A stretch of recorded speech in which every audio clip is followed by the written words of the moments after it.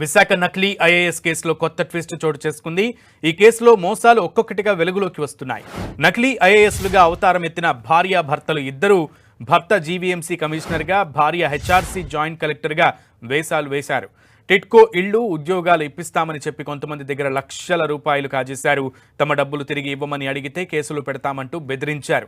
అద్దెకు ఉంటున్న ఇంటిని సైతం కబ్జా చేసి బెదిరించి ఆక్రమించుకున్నారు ఈ ఫేక్ ఐఏఎస్ జంట. జనాలను మోసం చేస్తున్న ఈ ఫేక్ ఐఏఎస్ జంటపై ఎంవీపీ కంచరపాలెం పోలీస్ స్టేషన్లో కేసులు నమోదయ్యాయి.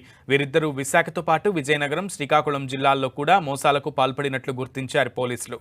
ఇద్దరిని అదుపులోకి తీసుకున్న పోలీసులు 15 రోజుల పాటు రిమాండ్కు తరలించారు.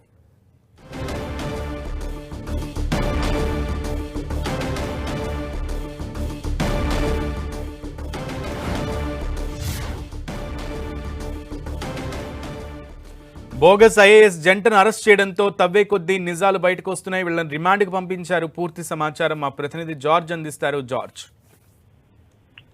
ట్రైనీ ఐఏఎస్ అని చెప్పుకుంటూ పలువురిని మోసం చేసిన కేసులో నిందితురాలు భాగ్యరేఖ, ఆమె భర్త ఎం చంద్రశేఖర్ ను పోలీసులు ఎట్టకేలకు అరెస్ట్ చేశారు. వీళ్ళిద్దరి మీద ఎంఈపీ కాలనీ పోలీస్ స్టేషన్ లో కేసు నమోదు చేసి రిమాండ్ కు తరలించారు.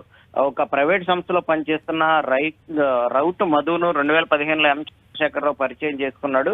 తన భార్య భాగ్యరేఖ బాల హక్కుల కమిషనర్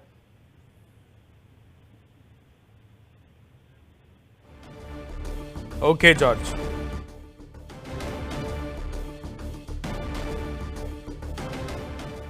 విశాఖలో నకిలీ ఐఏఎస్ల జంట గుట్టురట్టయింది. ఐఏఎస్ అంటూ పలువురిని మోసం చేసి మోసాలకు పాల్పడుతూ బురిడీ కొట్టించారు.